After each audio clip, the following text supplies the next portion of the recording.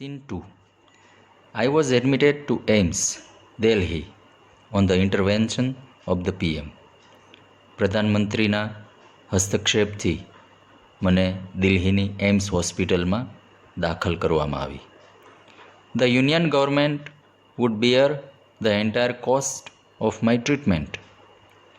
મારી સારવારનો તમામ ખર્ચ કેન્દ્ર સરકાર વહન કરવાની હતી. Soon, AIMS began issuing daily medical bulletin on my status. તરત જ એમ્સ હોસ્પિટલ દ્વારા મારી હાલત વિશે દરરોજના બુલેટિન એટલે કે સમાચાર પ્રસારિત કરવામાં આવ્યા. I was told that young people, auto drivers and roadside vendors were carrying out candle march to galvanize support for me and to pray for my recovery.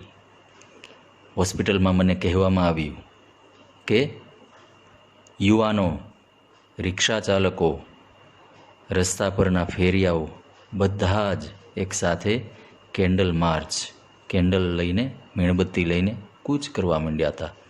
Two galvanize support for me, મને સાથ આપવા માટે, and to pray for my recovery, મારા સાજા થવાની પ્રાર્થના સાથે. With the help of the best and the latest technology, gradually I started responding to the treatment. સારામાં સારી અને નવીનતમ ટેકનોલોજીની મદદથી I started responding to the treatment. હું સારવાર સામે હકારાત્મક પ્રતિક્રિયા આપવા માંડી, એટલે કે સારવારની મારા પર સારી અસર થવા માંડી.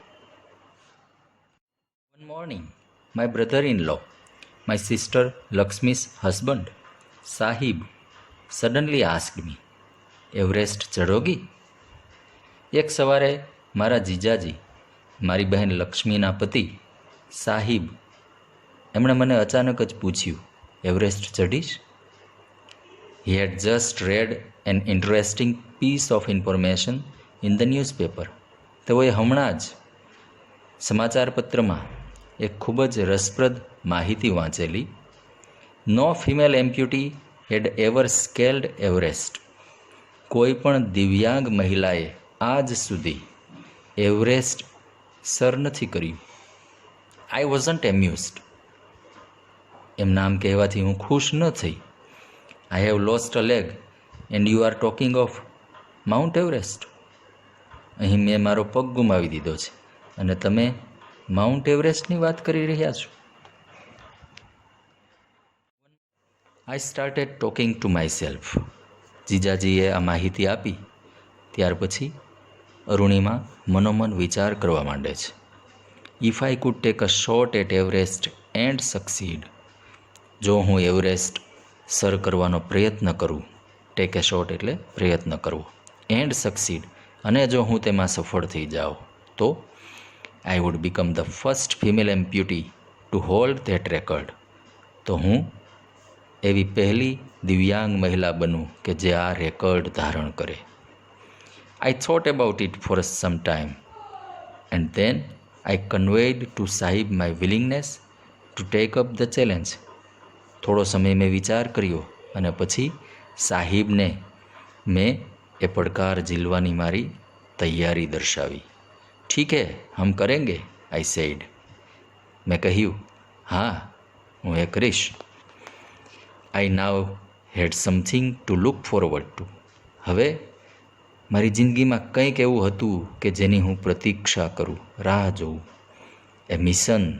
હવે મારી પાસે એક અભિયાન હતું એવરેસ્ટ ચઢવાનું. એક ગોલ, એક ધ્યેય હતો. અ રીઝન ટુ ડ્રીમ. જીવવા માટે એક કારણ હતું, સ્વપ્ન જોવાનું એક કારણ હતું. It was not going to be easy. પણ સાથે સાથે એ વાત પણ હતી કે એવરેસ્ટ શિખર ચડવું એ કંઈ સહેલી વાત નહોતી.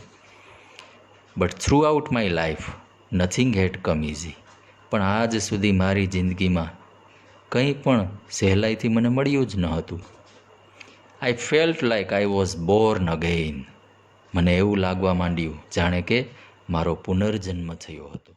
Then I started waiting for my artificial limb to arrive.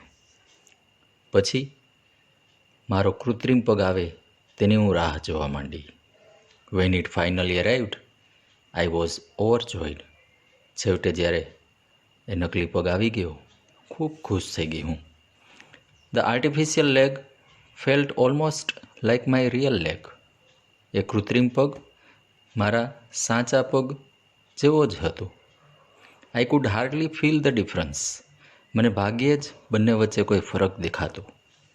I had started falling in love with this stranger whom I was wedded for life. જેની સાથે હવે મારે આખી જિંદગી જોડાયેલા રહેવાનું હતું, એ અજાણ્યાના હું પ્રેમમાં પડી ગઈ હતી. I had set my eyes on a mountain. હવે મેં મારું ધ્યેય, પૂરેપૂરું લક્ષ્ય પર્વત પર નિર્ધારિત કર્યું હતું.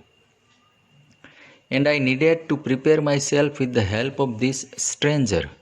અને આ અજાણ્યાની મદદથી, એટલે કે આર્ટિફિશિયલ લેગ, કૃત્રિમ પગની મદદથી હવે મારે તૈયારી કરવાની જરૂર હતી, ટ્રેનિંગ લેવાની જરૂર હતી.